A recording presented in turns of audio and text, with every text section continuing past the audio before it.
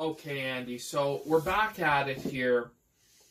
Now, when it comes to the era with JF and Warski Live, do you feel like you provided a microphone to the alt-right or the dissident right? Do you feel like you gave them a big platform at that time?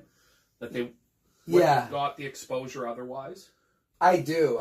I do think it made a dent into them. The alt-right, the Wignat, like that was for sure one of the first sparks, I would say.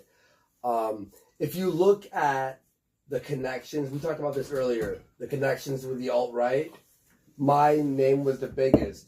And it's not to say that I was an alt-righter, especially at that time. It was to say that I just connected a lot of them. Like the show did, and this is back before YouTube was crazy with their censorship.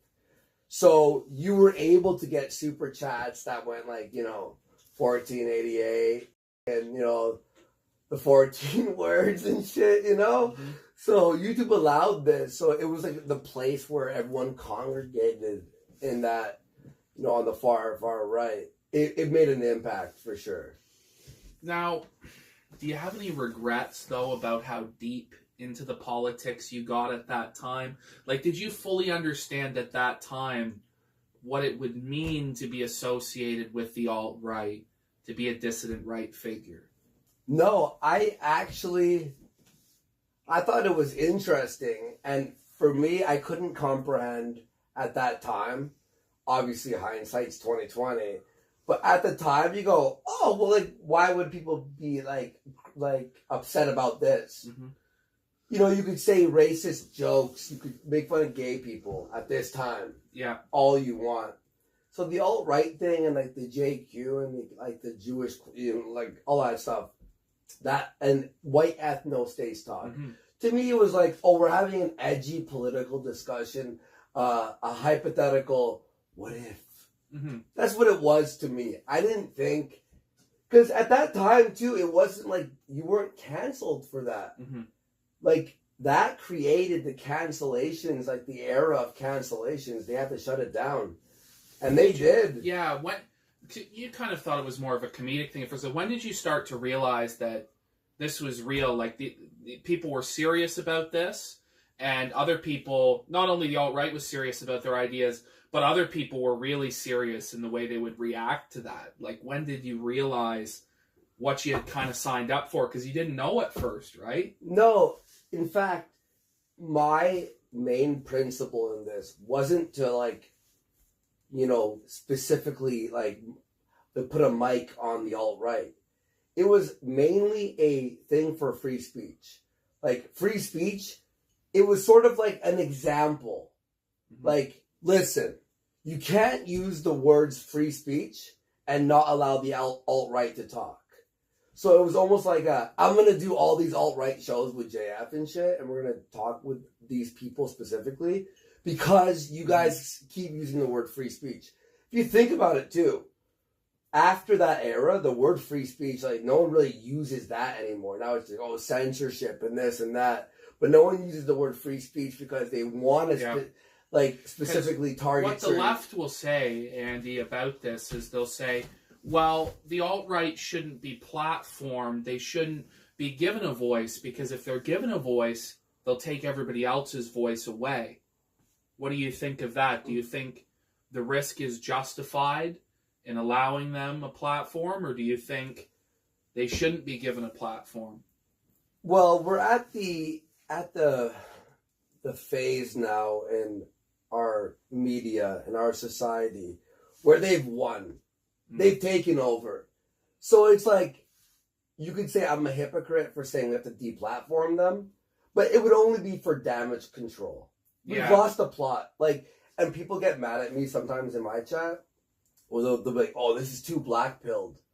And I'm like, look, I don't mean to be the guy, like the f***ing doomer, but it's so I don't want them to be deplatformed in the same vein as me wanting free speech. But at the same time, it's like, to me, this battle doesn't even matter. So I would want to f*** them, but it's done. There's no point in even trying. Well, do you feel, and this is, and we'll move on, but Do you feel like you missed any opportunities because of this? That if you hadn't gone down the path with JF and with Warski Live and platforming Richard Spencer, do you think that your life would be significantly different? It would be different on like 100%. That's not even like a question. It would be more of a question if I regret it. Do you? You know, sometimes, you know, you look at the possibilities, but the grass is always greener. Yeah. I could have been even way worse off. I could have been in a fucking ditch. Yeah. I could have been, what if I was like super liberal and I never went down that path and got hooked on coke and never hooked up with Ralph and then with Failure and Alex and did all that stuff which helped me get off coke. What if I was on the left and I just like OD'd or something? Yeah. What if so it's like, have I missed possible opportunities? Of course. But everyone misses opportunities, yes. but new opportunities arise, and I'm very happy where I am now. Does it feel like there's a sense of permanence to it almost, though, that there's like this black mark against you? Yes. And even though you were never... That is the one... You were never a Nazi. If you could, you would almost take all of it back. But you're not allowed. You are stuck because they will not ever let it go. You will always be considered lesser because you said the F slur or the N slur or whatever it was. Which, okay, and look, is that fair? You know what? I'll say this.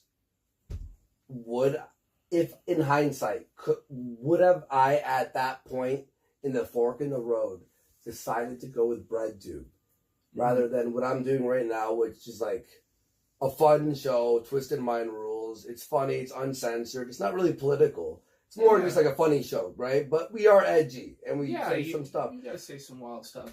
So here's the thing is, at that point, in hindsight, maybe I would have picked a different path. However, the silver lining you can't go back. But the silver lining of where I'm stuck right now, I have the freedom to say whatever I want. I'm not a rich man. But dude, like going to do my streams every day, we do like 4 or 5 hours a day, Monday, Tuesday, Thursday, Friday. Friday we do the second show. We do a podcast for Patreon on Wednesday, and on Sunday we do a like the higher tier patrons like 6-hour hangout. If I was in BreadTube, it wouldn't be as funny or near as based as it is right now. Yeah, and I'm not a rich man, but I'm so happy, you know. And Kyler is a great co-host. So, would I be here's a great question. Would I be richer? Yo, I'd be rolling, dude. Yeah. I'd be rolling. But the life lessons learned through the downfalls of what that whole situation was, plus the drug addiction, plus the spurging out, plus all the controversial scandals or whatever, it was like, you know, those were like slaps in the face. Aim was the final, like, imagine someone's like passed out on the floor and you're like, and they're causing problems. Mm-hmm. And you like that final slap in the face and they snap out of it. Mm-hmm. Aim was like, I don't even regret aim. It shocked you out of it because it was rock bottom, right? Yes, it was rock bottom. It was like the most embarrassing thing.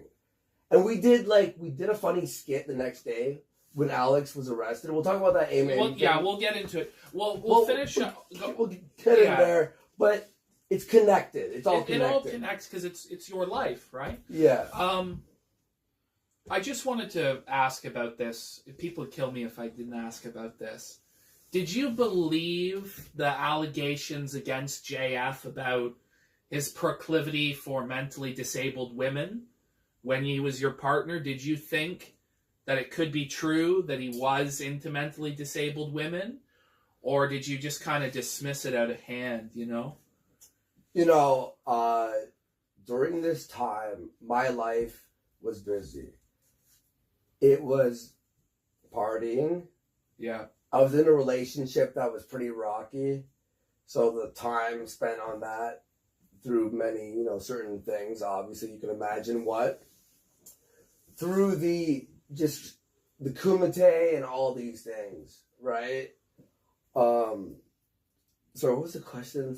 It was, did you believe the allegations against JF? I was so busy that my brain was so overloaded with just all these things I had to do. Mm-hmm. When people would bring these allegations to me, I would look at them and I would, I don't even care. Like, they would send you court documents, right? Like, I know in a lot of it, like, there was at least 5 times people tweeted to you directly and you interacted with them. Yes. They said, here's the court documents. It shows he was with this person. And you later you would later expose them with the twisted mind of JF. But the way he explained it to me, like, he had such a great persuasion in his, the way he explained it to me. The way he was like, this is, like, she's not actually what you, like, this is saying she is. Yeah. And he was so honest about it, and he felt, like, genuine about it. I believed him. So I never looked deep into it. It's like one of those things where if I were to, like, do a few hours of research, which some people did later during that documentary I made about JF. Yeah. Which we actually watched the other night. So it was almost like, I was denying the possibility. I was. It was a shitty thing to throw you a life raft on this one, though.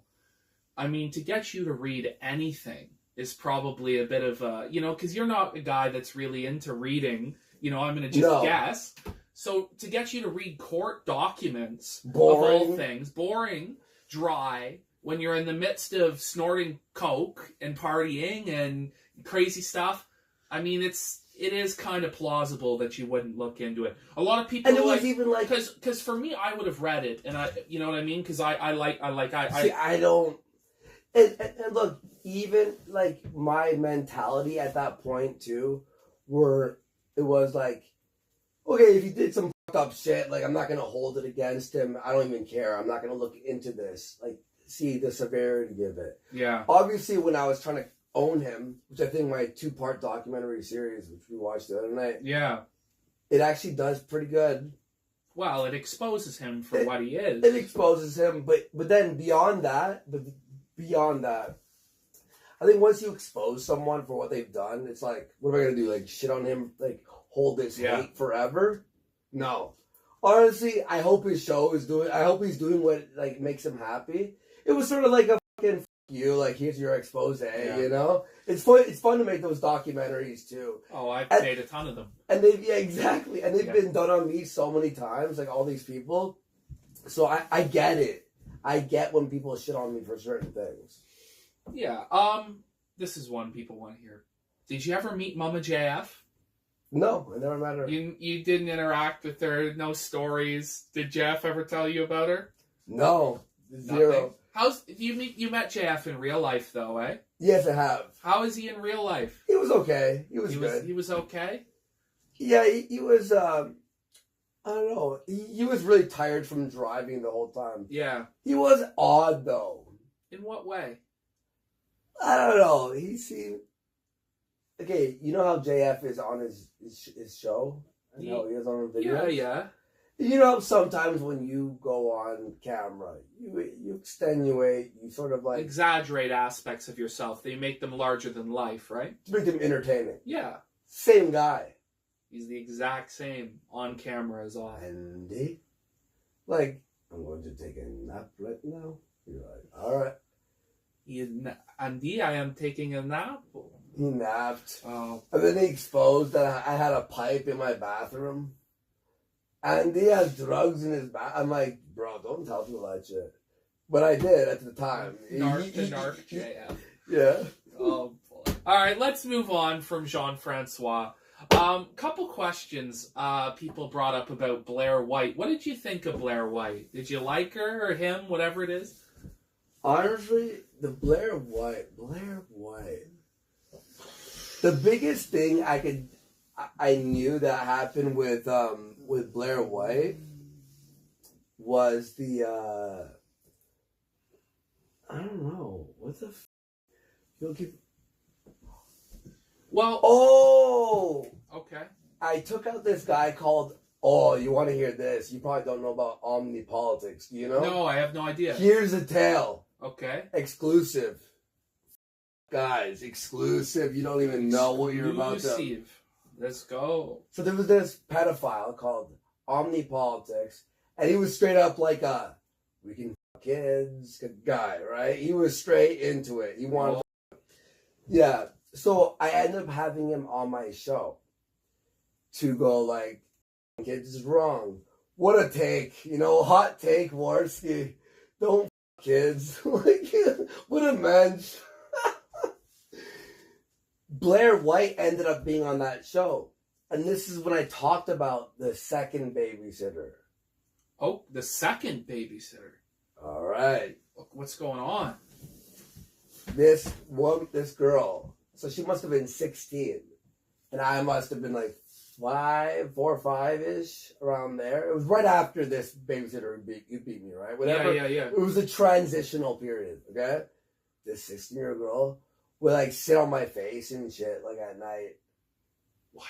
Yeah, for like a few times, like straight up. You remember this? Yes, and I remember liking it, being like, "Yo, let's fucking go," but I didn't know what was happening. Right. So what a fucking like so transitional. this babysitter would have been about 16. You would have been 5. Yeah. Was the extent of the abuse just she sat on your face, or was there penetration? I don't know. No penetration. Any other form of sexual I stimulation? can't remember. I do remember other like kissing moments, but those are faded. The sitting on the face was like the ultimate.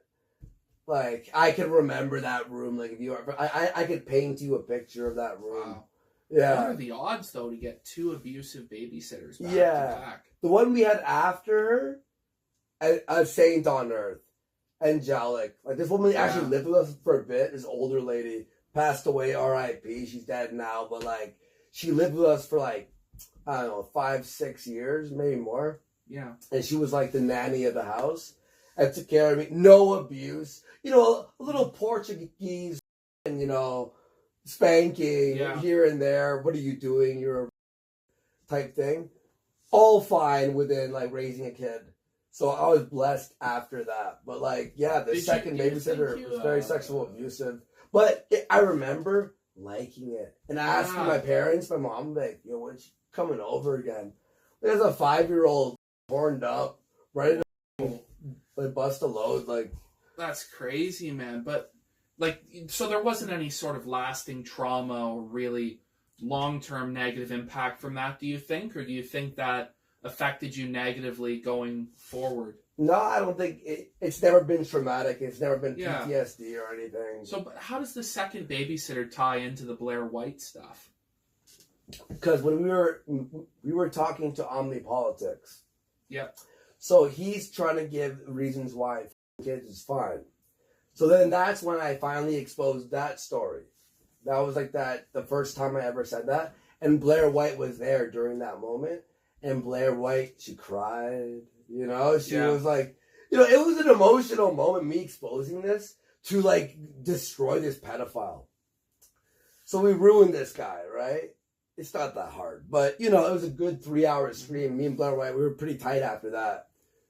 This guy, here's the follow-up with Omnipolitics. Guys, if you could find Omnipolitics, God bless you. This guy, he was trolling some of my viewers, and he was sending them CP, apparently. The FBI ends up getting involved and catching Omnipolitics. And he went to jail for like 2 or 3 years. Right? So he comes out, and we find out Omnipolitics, this is in 2015, 2016, Omnipolitics is out of jail. He's out of jail, but everyone who's like, he attacked with CP, they're all attacking him and his family through Facebook. Okay? So his family's being littered with this shit.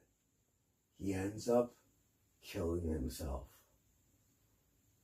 Whoa. Yo! Well, maybe you made the world a better place. You know? And he was like, I take care of my like 10-year-old niece. And I'm like, what does that mean? He said, don't worry about it. And we're losing our mind. Like, this lore that... What a thing to say. The fact that it's missing in internet history is a shame. But, you know, people... Oh, man. Anyway. But Blair White and I were pretty close. And then I guess she got, with the whole JF thing, Warski Live thing, you know, all the skeptics threw me under the bus. They were like... If I were to try to explain myself, I had no chance. Yeah. Andy's already banished from this, you know. It's a red mark on my name. So I end up, and I think you have a question for this, when me and Asian Andy were streaming. Yeah, so what was going on? It was like you wore a Trump hat as like a prank, or? No. So I guess people were mad at me about, they thought that I was trying to f with Blair White. Right. So Blair White, she posted this video where she's wearing a Trump hat. And then someone threw a drink on her. Okay. And then it was like this big deal, like, is there acid in it? You know? Okay. It was like a crazy video. And I didn't think it was fake per se. Maybe. But for me, I was like, I have a funny idea. And I had two black friends, right? So we end up making a skit where I wear a Trump hat and we're doing it like, oh, this is real. We're filming it on the streets, like it's vlog styles. Yeah. I have a Trump hat, and when I put it on, it becomes a skit where the two black dudes, like down the park, turn around and pull guns, and then you start firing. And we use cool special effects for the ricochet. And I take it off, and it heads back to vlog, and I'm like, they put it back on, and they start shooting again, but now it's like an HD Tarantino movie. Yeah, yeah. And then everyone went, Andy taking shots at Blair. It's like a skit based on your fucking idea. Like, calm down, bitch. So I guess that tied with the JF stuff.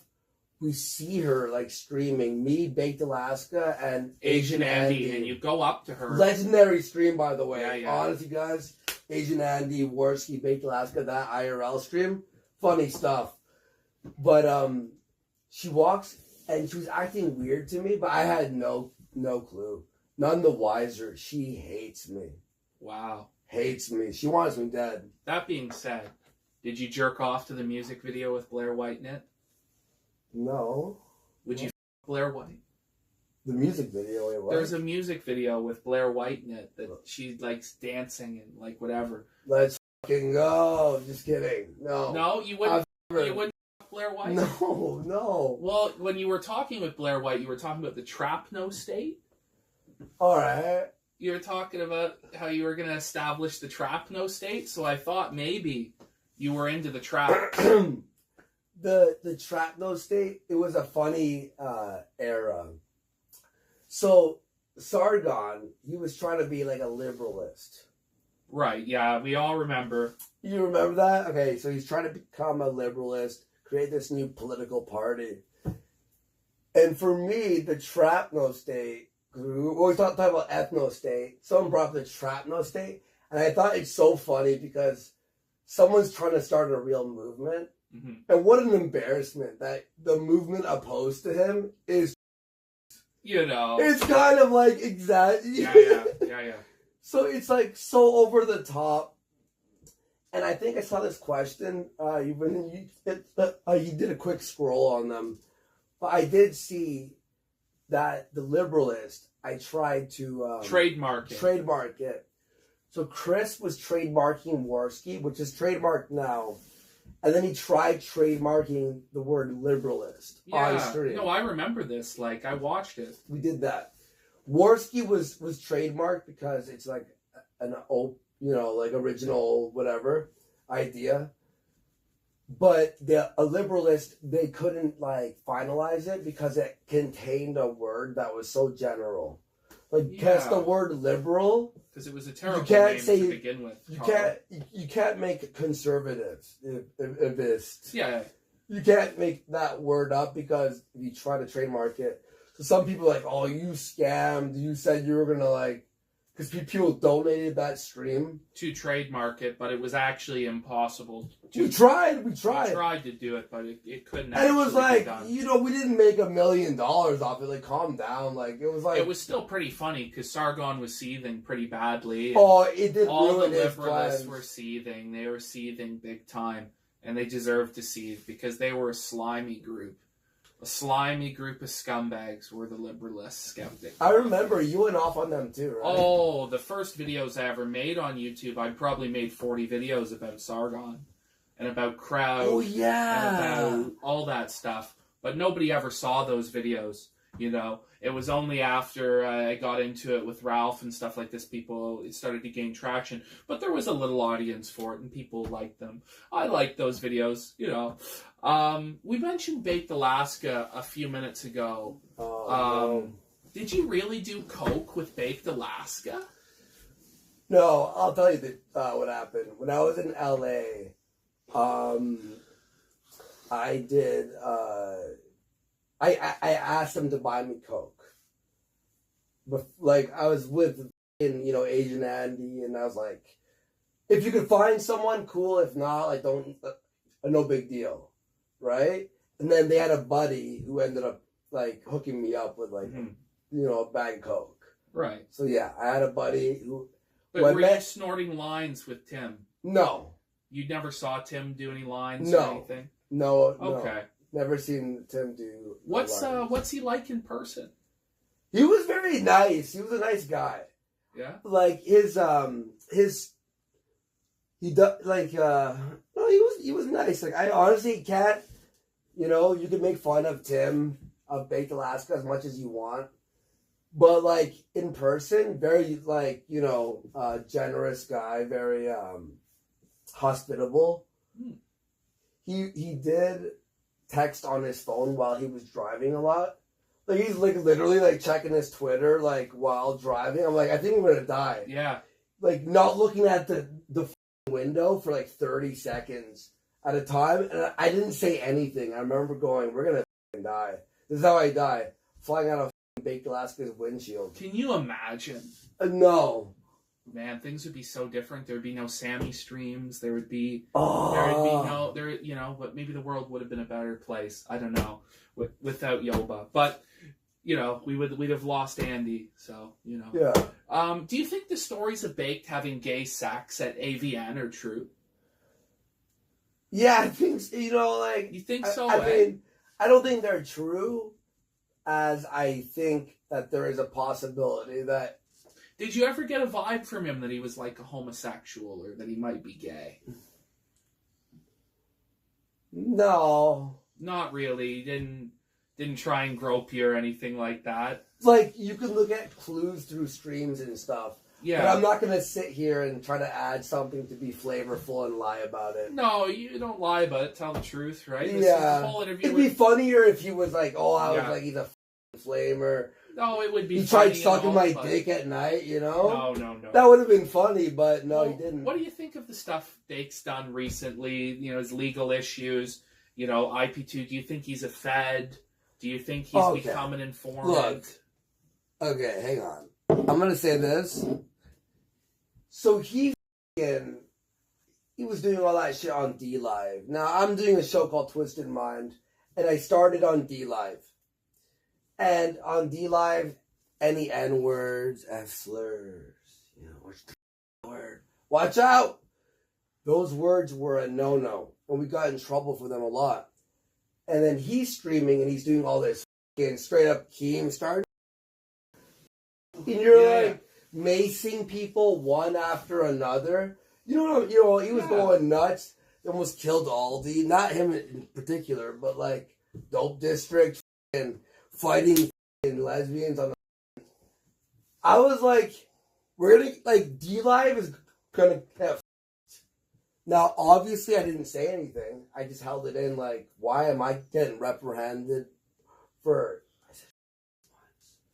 Meanwhile, he's macing, like, 18 people.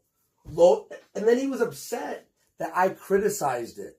Wow. I didn't try to stop him. I just went, dude, it's kind of nuts. Like, tone it down. Like, don't get banned and shit. I'm trying to give some life advice. Some, like, straight up, Andy. And then all his fans were like, Kyler and Andy want Baked to be killed. Like, we said you'll be killed if you're like in like a ghetto and you have the N-word blasting off. So now he thinks that Kyler and Andy want him to be killed. And he's going with that narrative, and he starts just dropping off, like... Well, because he's challenged you to fight a few times. 3! So people want to know what happened with that. It's just never materialized, right? Well, he brought up, you want to, like, I accept the challenge with Warski. The first time I went, yes. And then after, he was, like, toying around. He wasn't, like, responding to me at all. But he kept mentioning it. And I'm like, look. And then finally I'm like, okay, I have work to do. I got things to do. I'm doing other things in my life. I'm not going to fight. I'm not going to, no Tonka, no show bullshit. I'm not interested in that. That's okay. And then he re-challenges me to a fight. Like, randomly. Like, 2 weeks later. And then I go, fine, $10,000. Hotel, flights, training time, like all that stuff. $10,000, it's worth it for me. Doesn't accept. And then the January 6th stuff happens a few weeks ago. Third challenge. I'm like, no, like what the f-? It's like this toying thing, like, we might have a fight. You either want to fight me or you don't, bro. And you could say, oh, Andy's trying to like coax money out of this. You know what? Yes. I'm not paying for hotel. I'm not paying for training. I'm not paying for food. I'm not paying for protein and creatine. Well, I'm not paying for any of that shit. We're about to get into why that is, because you've done this before, right? Before we do, though, did you think that Baked and Milo ever had sex, or was there anything weird going on with Baked and Milo? What do you think? I'd probably say a hand job. You think probably a hand job, something like that? Would you be surprised? I wouldn't be surprised. Does Milo make, like, to your knowledge, does he make his staff, like his team, do they have to, like, service him sexually? Have you heard anything like that? I have not. No? Okay. Believe me, I wish I had the fucking hard drive of, he has the hard drive. He's got the hard drive.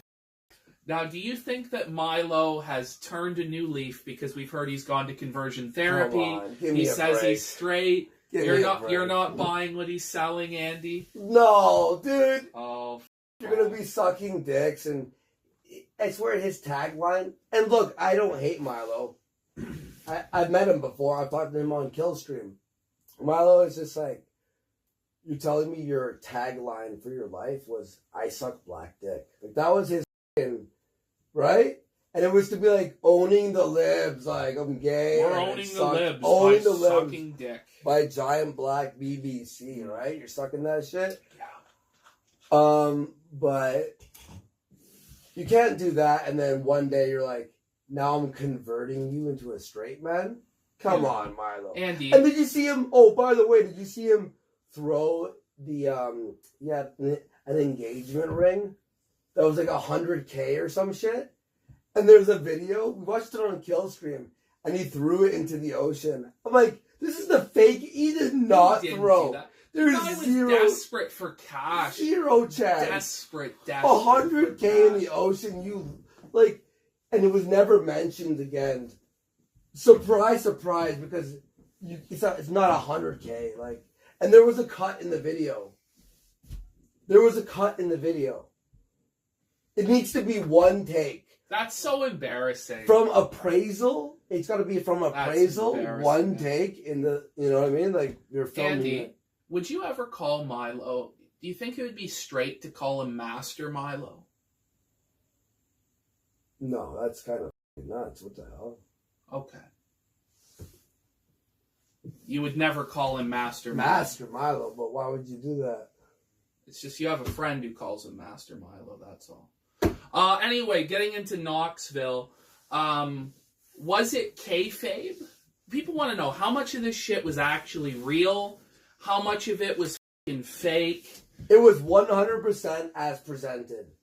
if you watch the Dame Quesos... But what was presented was like, was Andy. Like, Listen. let's cut to the chase. Did you actually think that Tonka would ever show up? Yeah. You thought he might show up and you might have to fight him. Until the blood test.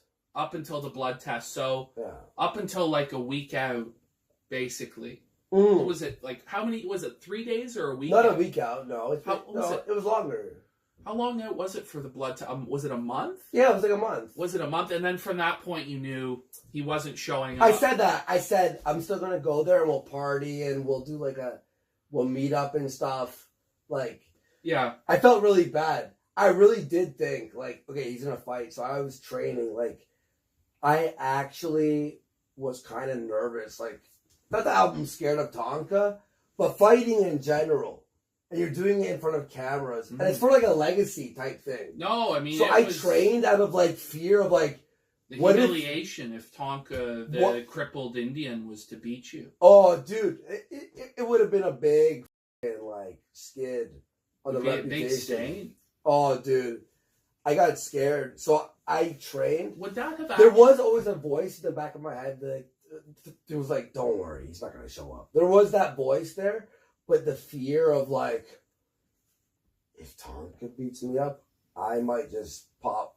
I might just kill myself.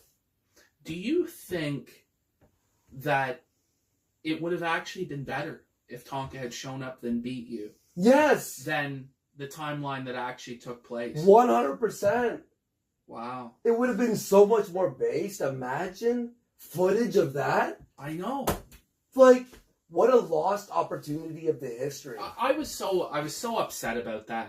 You know, I really wanted to see the fight happen. And it didn't materialize. And I think for a lot of people, that was the point where they started tuning out. Because they were like, this is the end of the arc, you know? And then in the weeks that followed, shit got really real. I know you never met Tonka in real life. But you worked with him, like you hosted him on the Kumite. You had a lot of private calls with him and stuff like this. What is Tonka like? Like, what is he like as a person? When me and him, we were good. He's a pretty nice guy. You know, it's like he's whatever, chill. Very like low energy, low key type thing. But then he always just starts having ideas. Like you're in a Discord call with him. It would be funny if you... And it starts these gay ops, like he starts building it up.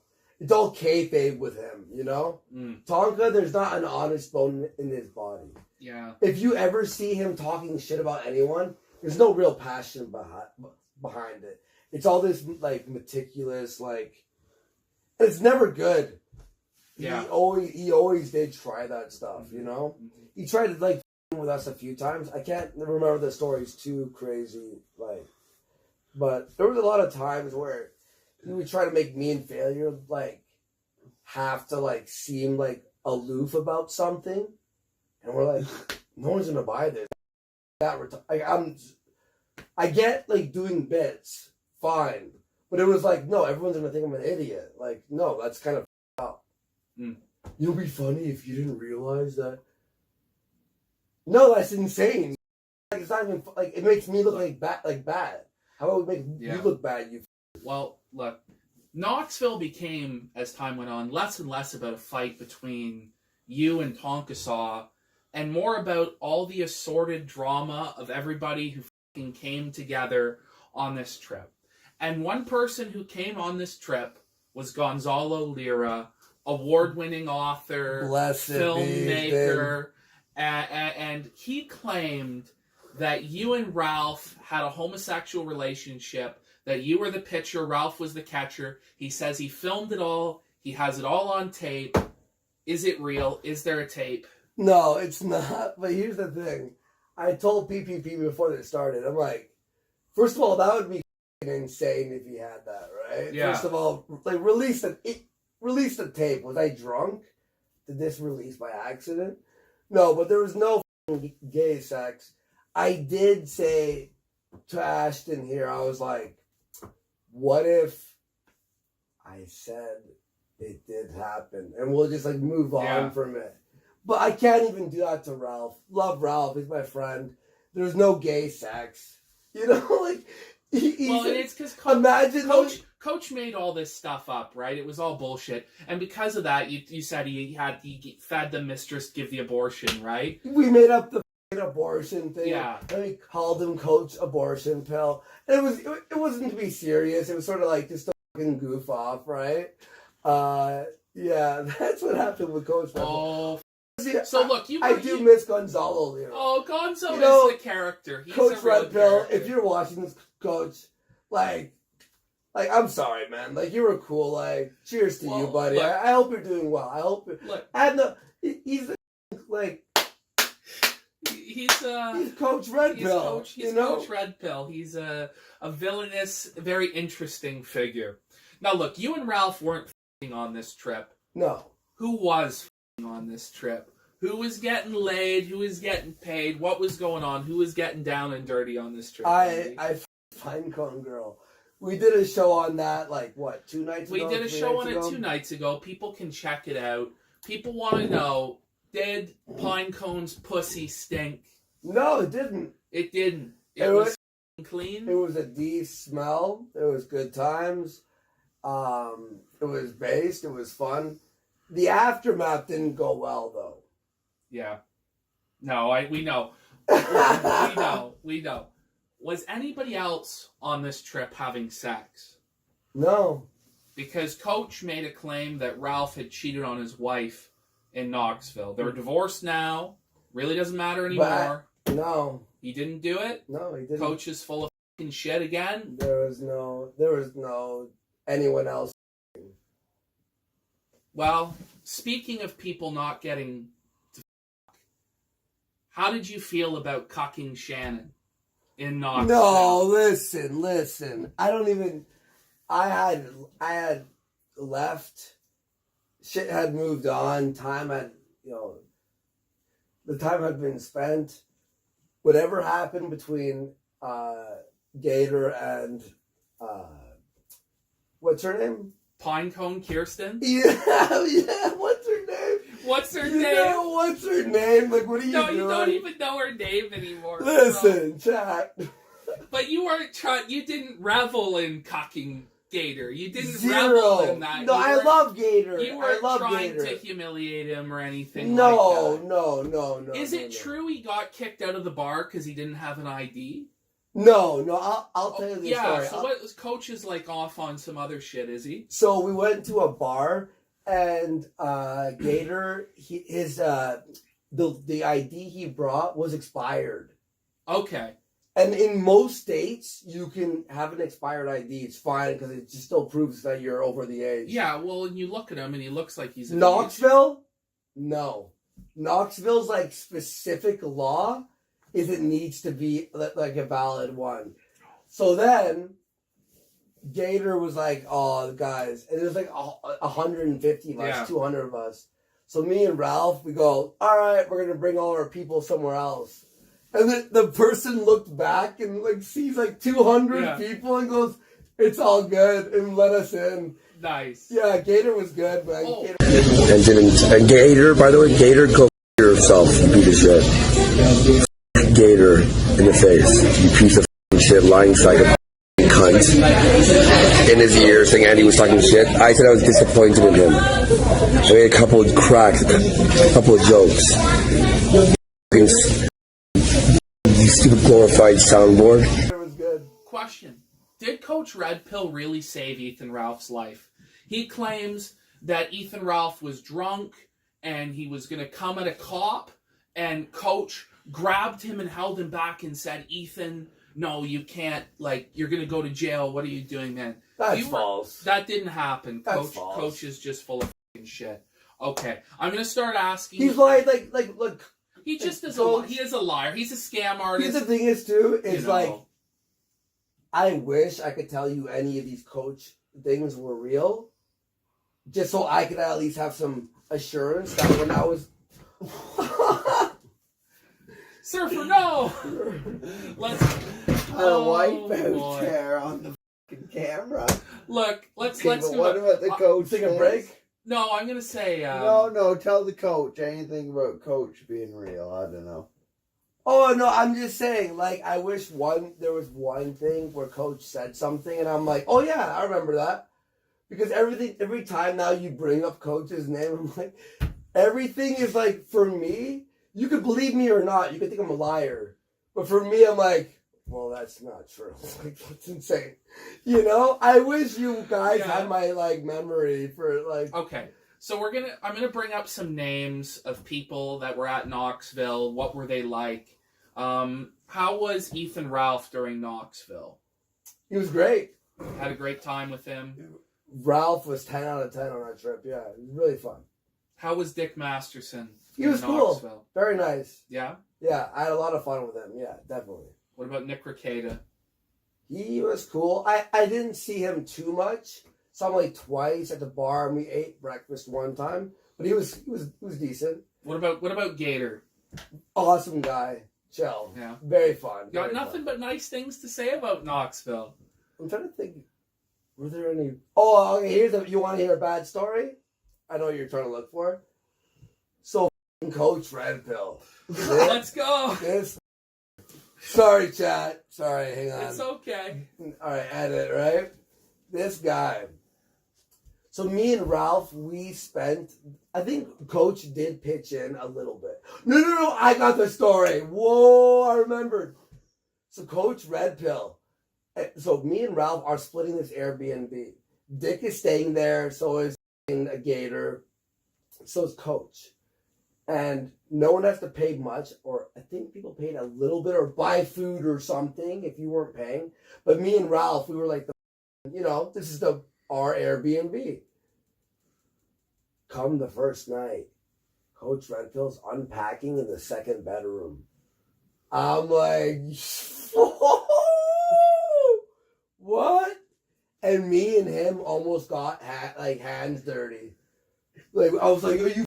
Like, we were going at it, and then finally, like, fine, like, what am I gonna do?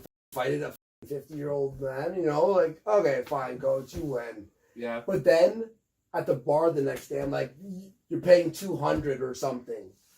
And he goes, fine. And then he PayPal'd me $200, and I go, okay, I won't bitch about the room. So he did feel bad enough to PayPal me some money, but the first night he was rambunctious. He was wild. He was gonna throw hands with me. Whoa. You know, Coach, I actually wish we didn't throw hands. Seriously. There's a story that people ask about. Is it true? Did Coach Red Pill dump a beer on a fan's head? Yes! Did he really do it? Bro, he went wilding. He was like so big. Yes! Holy shit, you just brought up like a memory. It was a serious situation. That was a serious situation.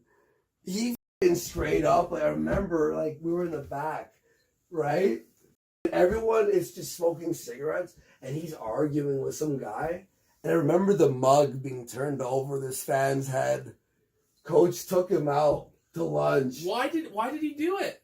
I don't know. I remember all of us. So the story is that the fan came up to Coach and said, I really appreciate you. I'm a huge fan. You've been a really positive older male influence in my life. And Coach hated that he said he was an older male influence, which you'd figure is his entire brand. Whoa, but buddy. He didn't like that he was being called out as being old, so he dumped the beer on his head. This really happened. Yes. Whoa. I remember there being a drama about that, but I was so far removed from that situation but I remember being like, that's hilarious. Like, I was like pumped. It pumped me up, and I was hammered. Like, people all night there they were drinking me under the table. People were buying me drinks.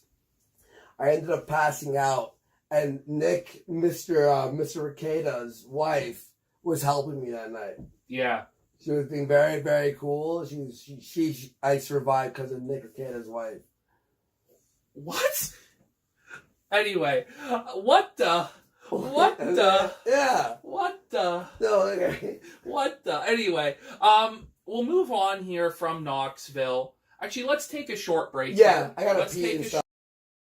On the next episode of Behind the Stutter, we go through Miami, with Ethan Ralph. We hear Andy's take on his partnership with Geek Thulu, and it's time to aim, aim, aim.